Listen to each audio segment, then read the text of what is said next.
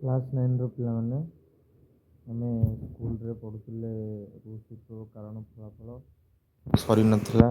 କାଲିଠୁ ପରୀକ୍ଷା ଷ୍ଟାର୍ଟ। ଆମର 2ଟି ବିଷୟ F1ରେ ରହିଯାଇଛି ହେଲା। ଟିକେ ତ ଜଲ୍ଦି ପଢ଼ିବା ପାଇଁ ଚେଷ୍ଟା କରିବା। ଏମିତି F2କୁ ଯେମିତି ସବୁ ବିଷୟ କମ୍ପ୍ଲିଟ୍ କରିଥିବା। ବୁଝିକି ପଢ଼ିଲେ ଟିକେ ଲେଟ୍ ତ ହେବ, ଆଉ ଚେଷ୍ଟା କରିବା ସବୁ ସାରିବା ପାଇଁ ହେଲା। ହଉ, କାଲିଠାରୁ ଷ୍ଟାର୍ଟ ଆମ ପରୀକ୍ଷା। ଭଲରେ ସବୁ କରିବ। ବର୍ତ୍ତମାନ ମୁଁ ରୁଷ ବିପ୍ଳବ ବିଷୟରେ ମୁଁ କିଛି ପଢ଼େଇବି, ତୁମେ ନୋଟ୍ସ କରିକି ମୋତେ ପଠାଇବେ। ନୋଟ୍ସ କରିକି ପଠାଇଲେ ରେସ୍ପଣ୍ଡ କଲେ ପୁଣି ମୁଁ ନେକ୍ସଟ ପାଠ ପଢ଼େଇକି ଦେବି। ପାଠ କିଛି ଦେବି, ରେସ୍ପଣ୍ଡ କରିବା ଦରକାର। ରେସ୍ପଣ୍ଡ ନ ଆସିଲେ କିଛି ହେବ ନାହିଁ, ବୁଝିଲ। ମୁଁ ଖାଲି ପଢ଼ଉଥିବି ହେଲେ ତୁମେ ପଢ଼ିବନି, କିଛି ଲାଭ ହେବନି। ମୁଁ ପଢ଼ିଲେ ତୁମେ ପଢ଼ିବା ମଧ୍ୟ ଦରକାର ହେଲା। ହଉ, ଆମର 2ଟି ପାଠ ସରିଯାଇଛି। ପଲିଟିକାଲ ସାଇନ୍ସ ସବୁ ସରିଯାଇଛି। ମୌଳିକ ଅଧିକାର, ମୌଳିକ କର୍ତ୍ତବ୍ୟ, ରାଷ୍ଟ୍ର ନିର୍ଦ୍ଦେଶମୂଳକ ନୀତି, ସେ 3ଟା ବିଷୟକୁ ଭଲରେ ପଢ଼ି ଦେଇଥିବ। ସେଥିରୁ ପରୀକ୍ଷାରେ ଆସିବ। ଆଉ ଏଥିରେ ଏସିଆ ଓ ଆଫ୍ରିକାର ଉପନିବେଶବାଦରୁ ମଧ୍ୟ କ୍ୱେଶ୍ଚନ୍ ଆସିବ। ପ୍ରଥମ ବିଶ୍ୱଯୁଦ୍ଧରୁ ମ୍ୟାକ୍ସିମମ୍ କ୍ୱେଶ୍ଚନ୍ ଆସିବ, ବୁଝିଲ। ଆଜି ବର୍ତ୍ତମାନ ତୃତୀୟ ପାଠ ଆମେ ପଢ଼ିବା ଯେ ରୁଷ ବିପ୍ଳବର କାରଣ ଓ ଫଳାଫଳ। ଯେମିତି ଆମେ ପଢ଼ୁଥିଲେ ପ୍ରଥମ ବିଶ୍ୱଯୁଦ୍ଧର କାରଣ ଓ ଫଳାଫଳ, ସେମିତି ପଢ଼ିବା ରୁଷ ବିପ୍ଳବ। ରୁଷ ବିପ୍ଳବର ଅର୍ଥ, ରୁଷ ଦେଶରେ କିଛି ବିପ୍ଳବ ହୋଇଛି। ବିପ୍ଳବ ମାନେ ତୁମକୁ କହିଥିଲି, କିଛି ଯେତେବେଳେ ବଡ଼ ଧରଣର ପରିବର୍ତ୍ତନ ଘଟେ ତାକୁ ଆମେ ବିପ୍ଳବ ବୋଲି କୁହନ୍ତି। ଛୋଟ ଜିନିଷକୁ ଆମେ ବିପ୍ଳବ ବୋଲି କହିପାରିବା ନାହିଁ, ବୁଝିଲ। ବଡ଼ ଧରଣର ପରିବର୍ତ୍ତନ ଘଟେ। ତୁମେ ମାନେ ପଢ଼ୁନ, ଆଜି 2 ଘଣ୍ଟା ଲେଖାଏଁ ଘଣ୍ଟେ ପାଖାଏ ପଢ଼ିବା ତୁମକୁ କଷ୍ଟକର ହେଇପଡ଼ୁଛି, ତାହେଲେ ତୁମେ କ'ଣ ନା 2 ଦିନ ପରେ ଦେଖିଲା ବେଳକୁ ତୁମେ କ'ଣ ନା 18 ଘଣ୍ଟା 20 ଘଣ୍ଟା ଦିନକୁ ପଢ଼ୁଛ, 14 ଘଣ୍ଟା 15 ଘଣ୍ଟା ଦିନକୁ ପଢ଼ୁଛ। ମାନେ ଯେଉଁଟା ଅନଏକ୍ସପେକ୍ଟେଡ଼ ପରିବର୍ତ୍ତନ, ଆଶାରେ ସେ ପରିବର୍ତ୍ତନ କେହି କରିନଥିବେ, ତାକୁ କୁହାଯାଏ ବିପ୍ଳବ। କିଛି ବଡ଼ ଧରଣର ପରିବର୍ତ୍ତନ। ସେମିତି କିଛି ପରିବର୍ତ୍ତନ ଦେଖିବାକୁ ମିଳିଥିଲା ରୁଷ ବା ରୁଷିଆ ରାଷ୍ଟ୍ରରେ ବା ଦେଶରେ ହେଲା। କେମିତି ପରିବର୍ତ୍ତନ ଦେଖିଥିଲା? ରୁଷ ବିପ୍ଳବ ହେଇଥିଲା। ସେଠି କ'ଣ ବିପ୍ଳବ, କ'ଣ ପରିବର୍ତ୍ତନ ହେଇଥିଲା ଦେଖିବା ଆଉ। ଦେଖ, ଲେଖା ହେଲା, ସମସ୍ତେ ପଢ଼ିବ। 1799 ମସିହା ଫରାସୀ ବିପ୍ଳବ ପରେ, ମାନେ ଫ୍ରାନ୍ସ ବିପ୍ଳବ। ଫରାସୀ ମାନେ ଫ୍ରାନ୍ସ ଦେଶରେ ମଧ୍ୟ ସେମିତି ଗୋଟେ ବିପ୍ଳବ ଘଟିଥିଲା, ଯେଉଁଟାକି 1799 ମସିହାରେ ଘଟିଥିଲା ହେଲା। 1917 ମସିହାରେ କ୍ୱେଶ୍ଚନ୍ ମଧ୍ୟ ଲେଖୁଥିବ ପଢ଼ି ପଢ଼ି।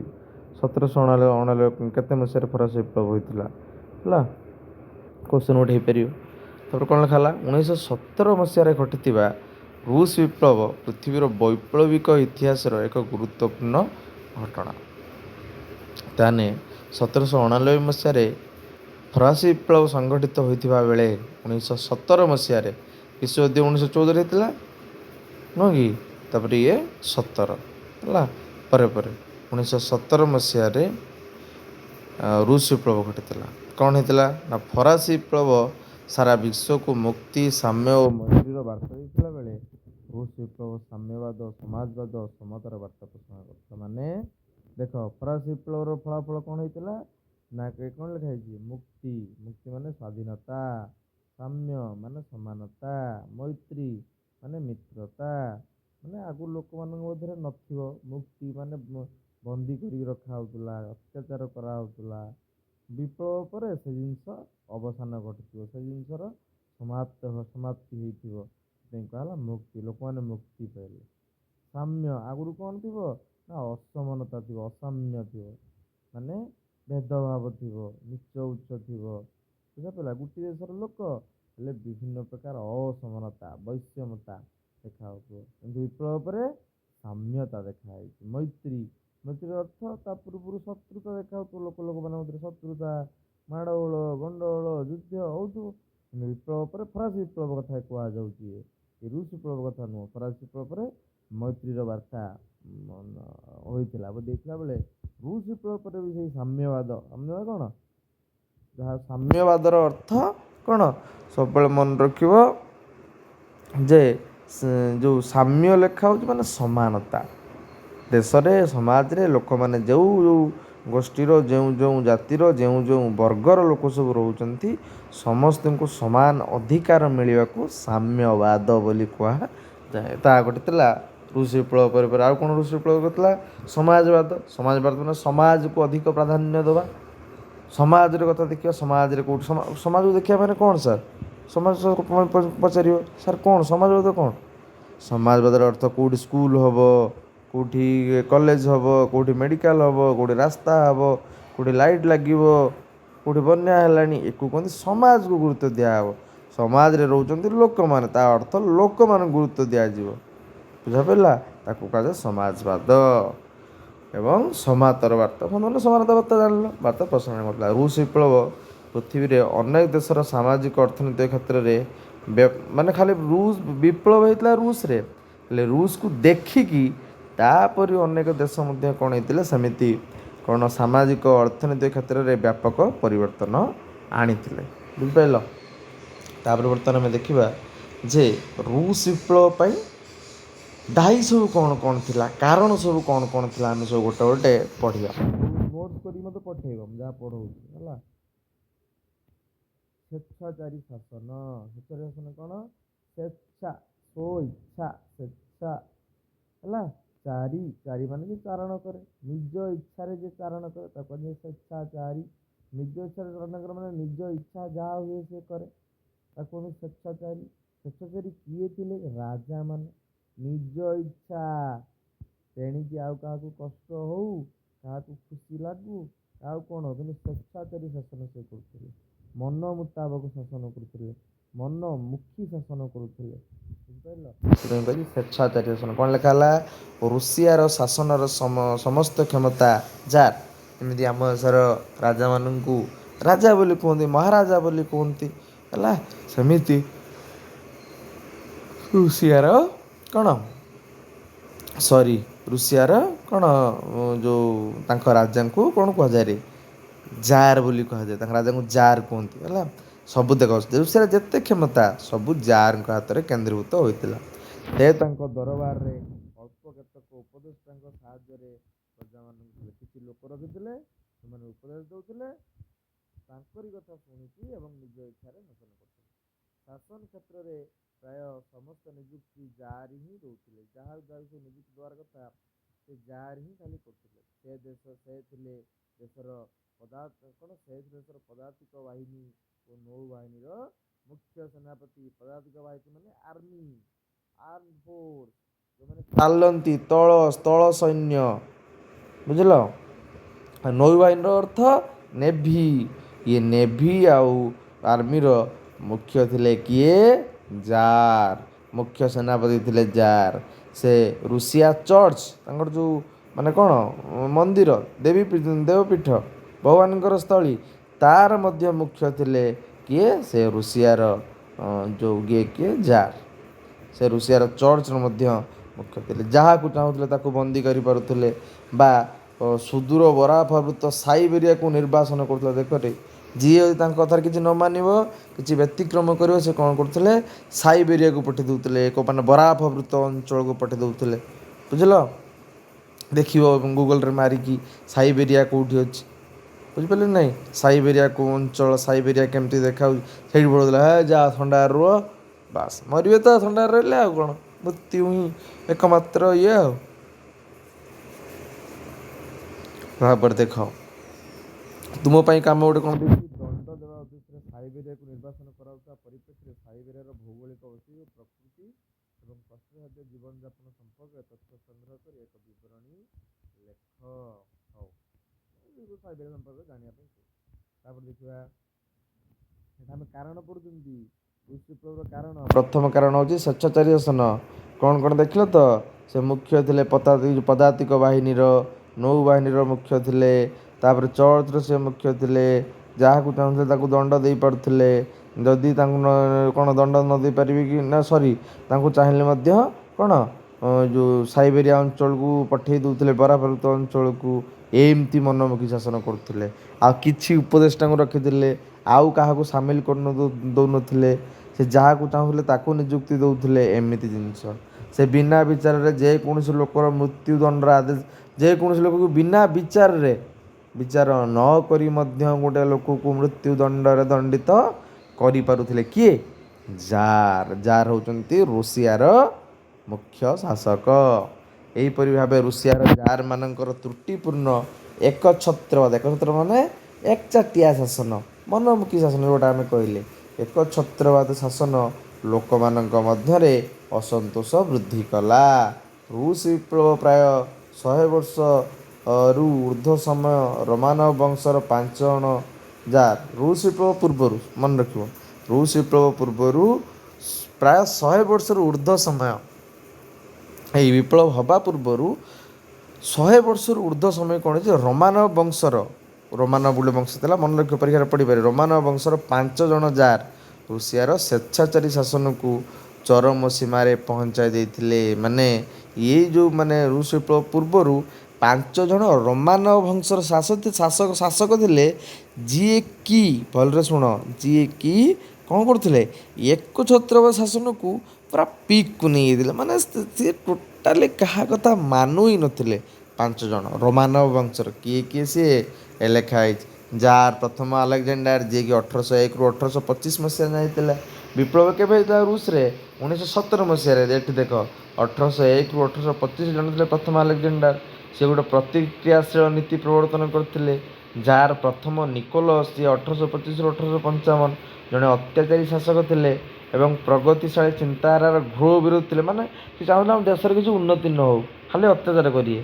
ଦ୍ୱିତୀୟ ହେଲା, ପୁଣି ଜାର୍ ଦ୍ୱିତୀୟ ଗଲା ଏଟା, ହଁ ପ୍ରଥମ ନିକୋଲସ୍ ଗଲା, ପୁଣି ଜାର୍ ଦ୍ୱିତୀୟ ଆଲେକଜାଣ୍ଡାର, ସିଏ 1855ରୁ 1881, ସିଏ ଦାସତ୍ୱ ଓ କୃଷିବୃତ୍ତି ପ୍ରଥା ଉଚ୍ଛେଦ କରିଥିଲେ ଓ ସାମ୍ବିଧାନିକ ସଂସ୍କାର ଭଳି କେତେ ଉଦାର ନୀତି ଅବଲମ୍ବନ କରିଥିଲେ ସୁଦ୍ଧା ରାଜତ୍ୱର ଶେଷ ଭାଗରେ ଦମନମୂଳକ ନୀତି ପ୍ରବର୍ତ୍ତନ କରି ଜଣେ ଆତାତାୟୀ ଦ୍ୱାରା ନିହିତ ହୋଇଥିଲେ। ଆତାତାୟୀ ମାନେ କ'ଣ, ଯିଏମାନେ ଅତ୍ୟାଚାରିତ ହେଇ ହେଇ କ୍ଷୁବ୍ଧ ହୋଇଗଲେଣି, ତାକୁ କୁହନ୍ତି ଆତାତାୟୀ ଦ୍ୱାରା ନିହିତ ହୋଇଥିଲେ। ରୁଷିଆରେ 450 ଲକ୍ଷ ଅର୍ଥାତ୍ ଜନସଂଖ୍ୟାର ପ୍ରାୟ ଅର୍ଦ୍ଧେକ ଭାଗ କୃଷିଭୃତ୍ୟ ବା ରୁଷିଆର 450 ଲକ୍ଷ ଅର୍ଥାତ୍ ଜନସଂଖ୍ୟା ପ୍ରାୟ ଅର୍ଦ୍ଧେକ ଭାଗ କୃଷିଭୃତ୍ୟ ବା ସର୍ଫ ଥିଲେ। ଦେଖରେ ମାନେ ୟା ଅର୍ଥ କ'ଣ ରେ, ରୁଷିଆର 450 ଲକ୍ଷ ଲୋକ ବା ଜନସଂଖ୍ୟାର ଅଧେ ଲୋକ କୃଷିଭୃତ୍ୟ ବା ସର୍ଫ ଥିଲେ। କୃଷିଭୃତ୍ୟ ଅର୍ଥ କୃଷିକୁ ଜୀବିକା କରି ବଞ୍ଚୁଥିଲେ, ତାଙ୍କୁ କୃଷିଭୃତ୍ୟ, ଯେଉଁମାନେ କୃଷିକୁ ବୃତ୍ତି କରି ବଞ୍ଚୁଥିଲେ ତାଙ୍କୁ ସର୍ଫ ବୋଲି କୁହାହେଉଥିଲା। ସର୍ଫ ଯେଉଁ ଆମେ ଯେଉଁ ପୋଷାକ ସଫା କରିବା ସର୍ଫ ନୁହଁ, ଇଏ ସର୍ଫ ଅଲଗା ହେଲା। ସେମାନଙ୍କ ମଧ୍ୟରୁ 230 ଲକ୍ଷ ଥିଲେ ଜାର୍ଙ୍କ ପ୍ରତ୍ୟକ୍ଷ ଅଧିକାରଭୁକ୍ତ ହେଲା ଓ ଅନ୍ୟମାନେ ଘରୋଇ ସମ୍ବନ୍ଧର ଅଧୀନରେ ରହିଥିଲେ। ମାନେ ଯେଉଁ ଯେତିକି ଥିଲେ 450 ଲକ୍ଷ ଲୋକ ଥିଲେ, 230 ଲକ୍ଷ ସବୁ ଜାର୍ଙ୍କ ଶାସନରେ ଶାସିତ ହେଉଥିଲେ। ଆଉ ଯେଉଁ କେତେ କୃଷକ ଲୋକମାନେ ସେ ସବୁ ଘରୋଇ ସମ୍ଭ୍ରାନ୍ତ ଜମିଦାରୀ ଲୋକମାନଙ୍କ ଅଧୀନରେ ରହିଥିଲେ।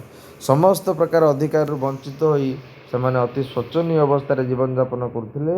1861 ମସିହାରେ ଜାର୍ ଦ୍ୱିତୀୟ ଆଲେକଜାଣ୍ଡାର ଦାସତ୍ୱ ମୋଚନ ରାଜଆଜ୍ଞା ମାନେ ରାଜାଙ୍କର ଆଜ୍ଞା ଘୋଷଣା କରି କ'ଣ କଲେ, କୃଷିଭୃତ୍ୟମାନଙ୍କୁ ମୁକ୍ତି କରିଥିଲେ। ଦେଖରେ ଯାହା ହଉ ଭଲ କାମଟେ କରିଥିଲେ ଏବଂ ସେମାନଙ୍କୁ ସାମାଜିକ ଅଧିକାର ପ୍ରଦାନ କରିଥିଲେ। କିଏ ମନେ ରଖିବ, କିଏରେ 1861 ମସିହାରେ ଜାର୍ ଦ୍ୱିତୀୟ ଆଲେକଜାଣ୍ଡାର ଦାସତ୍ୱ ମୋଚନ ରାଜଆଜ୍ଞା ଘୋଷଣା କରି ହେଲା।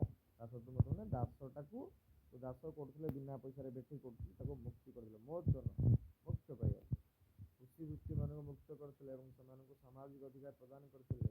ଏଥିପାଇଁ ସେଇ ଯେଉଁ ଆଲେକଜାଣ୍ଡାର ରହିଲେ ଦ୍ୱିତୀୟ ଆଲେକଜାଣ୍ଡାର, ତାଙ୍କୁ ମୁକ୍ତିଦାତା ଜାର୍ ବୋଲି କୁହାଯାଏ। ଦ୍ୱିତୀୟ ଆଲେକଜାଣ୍ଡାର ନା, ହଁ ଜାର୍ ଦ୍ୱିତୀୟ ଆଲେକଜାଣ୍ଡାର, ତାଙ୍କୁ ମୁକ୍ତିଦାତା ଜାର୍ ବୋଲି କୁହାଯାଏ ବୋଲି ଆଖ୍ୟାତ କରାଯାଏ। ତାଙ୍କ ଉତ୍ତରାଧିକାରୀ ଜାର୍ ତୃତୀୟ ଆଲେକଜାଣ୍ଡାର, ଯିଏ 1881ରୁ 1894ରେ ଥିଲେ, ସିଏ କିନ୍ତୁ ଜଣେ ନିଷ୍ଠୁର ଓ ନିରଙ୍କୁଶ ଶାସକ ଥିଲେ। ନିରଙ୍କୁଶ ଅର୍ଥ ଯାହା କଥାରେ କାମରେ କିଛି ଅଙ୍କୁଶ ନାହିଁ, ବ୍ରେକ୍ ନାହିଁ, ଯାହା ଇଚ୍ଛା ତାହା କରିପାରିବେ ହେଲା। ତାଙ୍କ ଦମନଲୀଳା ଦେଶରେ ଆତଙ୍କ ଖେଳାଇ ଦେଇଥିଲା। ତାଙ୍କ ପରେ 1894 ମସିହାରେ ଦ୍ୱିତୀୟ ନିକୋଲସ୍ ରୁଷିଆର ଜାର୍ ହେଲେ। ଯେଉଁ ତୃତୀୟ ଆଲେକଜାଣ୍ଡାରଙ୍କ ପରେ ପରେ 1894ରୁ 1917 ମସିହା ପର୍ଯ୍ୟନ୍ତ ଦ୍ୱିତୀୟ ନିକୋଲସ୍, ଦ୍ୱିତୀୟ ନିକୋଲସ୍ କିନ୍ତୁ ସେ ଉତ୍ତମ ଚରିତ୍ର, ଧାର୍ମିକ ମନୋବୃତ୍ତିର ବ୍ୟକ୍ତି ଥିଲେ ସୁଦ୍ଧା ଅତ୍ୟନ୍ତ ଦୁର୍ବଳତା ନିଏ ଧର୍ମ କିନ୍ତୁ ନରମା। ଏ ଯୁଦ୍ଧ ଯଦି କିଏ ଆସିବ ଦେଶକୁ ଚୁରପୁର ଏଇସବୁ ବିକିଦେବ ଖାଇଦେବ କହ ନେଇଯାଅ ମୋର କିଛି ନାହିଁ ହେଲା। ସେ ତାଙ୍କ ପ୍ରଜା ଓ କର୍ମଚାରୀଙ୍କ ପ୍ରତି ଖୁବ୍ ଉଦାର ଥିଲେ କିନ୍ତୁ ସ୍ୱଚ୍ଛନ୍ଦରେ ଥିଲେ। ଉଦାର ଦୟା ଦେଖାଉଥିଲେ କିନ୍ତୁ ମନ ଇଚ୍ଛା କାମ କରୁଥିଲେ। ଦ୍ୱିତୀୟ ନିକୋଲସଙ୍କ ସମୟରେ ଜାର୍ ଶାସନ ବିରୋଧରେ ଲୋକମାନଙ୍କର ଅସନ୍ତୋଷ ଘନୀଭୂତ ହୋଇ ବିପ୍ଳବର ସୂତ୍ରପାତ ହେଲା। ବିପ୍ଳବ ଏମିତି ଆରମ୍ଭ ହେଲା। ବୁଝିପାରୁଛ? ଜାଣିପାରିଲ କି ନାହିଁ? ଦେଖିବା ଏତିକି ଯେଉଁ ତୁମକୁ ପଢ଼େଇଲି ଏତିକି ଜିନିଷ ମୋତେ କରିକି ଦିଅ, କ୍ୱେଶ୍ଚିନ୍ ବନେଇକି ଦିଅ। ନା ଏଇଟା ଖାଲି ପଢ଼ିଦେବା, ସାମାଜିକ ବୈଷମ୍ୟଟା ଖାଲି ଦେଖିଦିଅ ହେଲା। କ'ଣ ସାମାଜିକ ବୈଷମ୍ୟ ମାନେ ସମାଜର ଭିନ୍ନତା ଆଉ ଦୁଇଟା ପଢ଼ିଦେବା, ତାପରେ ମୁଁ କ୍ୱେଶ୍ଚିନ୍ କରିବ ଦେଖିବା, ତାପରେ ପୁଣି ପଢ଼ିବା। ରୁଷିଆରେ ସମାଜର ମୁଖ୍ୟତଃ ଦୁଇଟି ଶ୍ରେଣୀରେ ବିଭକ୍ତ ହୋଇଥିଲା। ଗୋଟିଏ ଥିଲା ଥିଲାବାଲା ଆଉ ଗୋଟେ ଥିଲା ନଥିଲା ବାଲା। ଧନିକ ଶ୍ରେଣୀର ଲୋକଙ୍କୁ କୁହାହେଉଥିଲା ଥିଲାବାଲା ଆଉ ସେମାନେ ଥିଲାବାଲା ଶ୍ରେଣୀର ଅଂଶ ହେଉଥିଲେ। ସେମାନେ ଜାର୍ଙ୍କ ଏକଚ୍ଛତ୍ର ଓ ସ୍ୱେଚ୍ଛାଚାଳିତ ଶାସନକୁ ସେମାନେ ଥିଲାବାଲା ଯାହାର ଧନ ଅଛି ସିଏ କିନ୍ତୁ ଏ ଏକଛତ୍ରବାଦ ଶାସନକୁ ସମର୍ଥନ କରୁଥିଲେ। ହଁ ରାଜା ତୁ ଯାହା ଚାହୁଁଛୁ ସେୟା କର, ତୋ କଥାକୁ ଆମେ ସପୋର୍ଟ କରୁଛୁ ହେଲା। ସେମାନେ ଶାସନର ପ୍ରାୟ ସମସ୍ତ ପଦପଦବୀ ଅଧିକାର କରିଥିଲେ। ଦେଶର ସମସ୍ତ ଜମିର ମାଲିକ ଥିଲେ। ମାଲିକ ଆଉ କ'ଣ କହିବେନି। ସେମାନେ ସମସ୍ତ ପ୍ରକାର ସୁବିଧା ସୁଯୋଗ ଓ ପ୍ରଭୁତ୍ୱ କ୍ଷମତା ଉପଭୋଗ କରୁଥିଲେ। ନଥିଲା ବାଲା ଶ୍ରେଣୀରେ ଥିଲେ କୃଷକ ଶ୍ରମିକ। ସେମାନେ ଧନିକ ଗୋଷ୍ଠୀଙ୍କ ଲୋକଙ୍କର ଅମାନୁଷିକ ମାନେ ଅମଣିଷ ବ୍ୟବହାରରେ ଅତିଷ୍ଠ ହେଉଥିଲେ, ମାନେ ରାଗି ଯାଉଥିଲେ, କ୍ଷୁବ୍ଧ ହେଉଥିଲେ, ନୟାନ୍ତ ହେଇଯାଉଥିଲେ। ରୁଷିଆର ଦାସତ୍ୱ ପ୍ରଥା ଉଚ୍ଛେଦ ହେଇଥିଲେ ସୁଦ୍ଧା କିଏ କରିଥିଲେ ଉଚ୍ଛେଦ? ଏ ଦ୍ୱିତୀୟ ଆଲେକ୍ଜାଣ୍ଡାର କୁହାହେଲା ମୁକ୍ତ ଗୋଟେ କ'ଣ କୁହାହେଲା ହେଲା ଉଚ୍ଛେଦ ହେଉଥିଲା। ଗରିବମାନଙ୍କର ସାମାଜିକ ବ୍ୟବସ୍ଥାରେ କିଛି ଉଲ୍ଲେଖନୀୟ ପରିବର୍ତ୍ତନ ହୋଇନଥିଲା। ତାଙ୍କର ଦାସତ୍ୱ ଉଚ୍ଛେଦ ହେଇଥିଲା ସଦା। ତାଙ୍କ ଜୀବନଶୈଳୀରେ କିଛି ପରିବର୍ତ୍ତନ ଆସିଥିଲା। ଶ୍ରମିକମାନେ ସହରର ଅତି ଅସ୍ୱାସ୍ଥ୍ୟକର ପରିବେଶ ମଧ୍ୟରେ ଛୋଟ ଛୋଟ ଘରେ ରହୁଥିଲେ। ସେମାନଙ୍କ ମଧ୍ୟରୁ ଅଧିକାଂଶ ଭୋଦକା ନାମରେ ଭୋଡ଼କା ଯାହାକୁ ଆମେ କହୁଛନ୍ତି ଏକ ଦେଶୀୟ ନିଶାକାରୀ ପାନୀୟ ପ୍ରତି ଆସକ୍ତି ଥିଲା। ଦେଖ ଶ୍ରମିକମାନେ କ'ଣ କରିବେ, ପଇସା ନାହିଁ ଅତ୍ୟାଚାର ହେଉଛନ୍ତି, ବାସ୍ ରାତିରେ ଭଡ଼କା ପିଇ ଶୋଇପଡ଼ିଲେ ଆଉ କ'ଣ ହେଲା। ନିଶାକାରୀ ମନେ ରଖିବା ପରୀକ୍ଷାରେ ପଡ଼ିପାରେ ହେଲା। ରୁଷିଆର ଶ୍ରମିକମାନେ କେଉଁ ନିଶାକାରୀ ପାନୀୟ ପ୍ରତି ଆସକ୍ତ ଥିଲା। ଆସକ୍ତ ଥିଲେ ମାନେ କ'ଣ ଯେ ଆଡ଼ିକ୍ଟେଡ଼ ଥିଲେ। ଭୋଦକା ତାକୁ ଭଡ଼କା ବୋଲି କୁହନ୍ତୁ, ଶୁଣିଥିବ। ଭଡ଼କା କ'ଣ ଏଇଠି ଲେଖାଯାଇଛି? ଭଡ଼କା ହେଉଛି ଏକ ଗହମ ଜାତୀୟ ଏକ ଶସ୍ୟକୁ ବିଶୋଧନ କରି ଏଥିରୁ ପ୍ରସାଦ କରାଯାଉଥିବା ସୁରାସାର ହେଲା। ସେଇଟା ହେଉଛି ଗହମ ଜାତୀୟ ଗୋଟେ ଜିନିଷ, ତାକୁ ଇଏ କ'ଣ କେମିତି କରିକି ନିଶାକ୍ତ କରୁଛନ୍ତି ଆଉ। ତାପରେ ଅସ୍ୱାସ୍ଥ୍ୟକର ପରିବେଶ କ୍ଷୁଧା ନିଶାଦ୍ରବ୍ୟ ସେବନରେ ଅଭ୍ୟାସ ଫଳରେ ଅନେକ ରୋଗାକ୍ରାନ୍ତ ହୋଇ ଅକାଳରେ ମୃତ୍ୟୁବରଣ କରୁଥିଲେ। ଏହି ନିମ୍ନ ଶ୍ରେଣୀର ଲୋକମାନଙ୍କର ସାମାଜିକ କଲ୍ୟାଣ ତଥା ଜୀବନ ଧାରଣ ଉନ୍ନତି ଦିଗରେ ଜାର୍ ସରକାର କୌଣସି ପଦକ୍ଷେପ ନେଲେ ନାହିଁ। ଯାହା ଏମିତି ଲୋକମାନେ ସବୁ ମରିଯାଉଥିଲେ ନିଶାସକ୍ତ ହେଇକି କାମ କରି କରି ଖାଇବାକୁ ନ ପାଇ ଭଲରେ ନଇପାରି। କିନ୍ତୁ ଜାର୍ ଯିଏ ତାଙ୍କ ଦେଶର ରାଜା ସେ ତାଙ୍କ କଥା କିଛି ବୁଝିଲେ ନାହିଁ। ରୁଷିଆର ସାମାଜିକ ବୈଷମ୍ୟ ଲୋକମାନଙ୍କ ମଧ୍ୟରେ ଶ୍ରେଣୀ ସଂଘର୍ଷର ମନୋଭାବ ସୃଷ୍ଟି କଲା। ହଁ ଗୋଟେ ଥିଲାବାଲା ନଥିଲା ବାଲା ଏମାନଙ୍କ ଦୁଇଙ୍କ ମଧ୍ୟରେ ଝଗଡ଼ା ସୃଷ୍ଟି ହେବ। ଦେଶର ସାମାଜିକ ବ୍ୟବସ୍ଥାର ବିପ୍ଳବ ମାଧ୍ୟମରେ ଏକ ପୂର୍ଣ୍ଣାଙ୍ଗ ପରିବର୍ତ୍ତନ ଆଣିବା ପାଇଁ ନିମ୍ନ ଶ୍ରେଣୀର ଲୋକମାନେ ସଂକଳ୍ପ ନେଲେ ହେଲା। ତାହେଲେ ଏହି ବିପ୍ଳବ ଆଣିବା ପାଇଁ ମୁଖ୍ୟତଃ ଶ୍ରମିକ ଶ୍ରେଣୀର ଲୋକମାନେ ନିଷ୍ପତ୍ତି ନେଇଥିଲେ। କ'ଣ ଲେଖାଯାଇଛି ତୁମେ ପାଇଁ କାମରେ? 1917 ରୁଷ ବିପ୍ଳବ ପୂର୍ବରୁ ରୁଷିଆ ସମାଜରେ ଥିବା ବୈଷମ୍ୟ ସହିତ 1789 ଫରାସୀ ବିପ୍ଳବ ପୂର୍ବରୁ ଫ୍ରାନ୍ସ ଥିବାର ସାମାଜିକ ବୈଷମ୍ୟର ଏକ ତୁଳନା କର। ମାନେ ଏଇ ରୁଷ ବିପ୍ଳବ ପୂର୍ବରୁ ରୁଷର ଅସମାନତା, ତୋତେ ଛୁଇଁବୁନି, ତୁ ଛୋଟ, ତୁ ଇଏ, ସିଏ କେମିତି ଥିଲା। ଆଉ ଫରାସୀ ବିପ୍ଳବ ହେବା ପୂର୍ବରୁ ତାଙ୍କର ଅବସ୍ଥା ମଧ୍ୟ କେମିତି ଥିଲା ବୋଲି ତୁମେ କରିବ। ଏ ଦୁଇଟା ପଏଣ୍ଟକୁ ଭଲରେ ନୋଟ୍ କରିକି ଲେଖିକି କ୍ୱେଶ୍ଚିନ୍ ବନେଇକି ମୋତେ ପଠାଅ। ପୁଣି ମୁଁ ନେକ୍ସଟ ପଢ଼େଇବି 3 ନମ୍ବର ଅର୍ଥନୀତି ସଚେତନତା ଶିଳ୍ପ ଏମିତି ସଂଯୋଗ କରି ସାରିବା। ବୁଝିଲ, ନହେଲେ ସରିବ ନାହିଁ।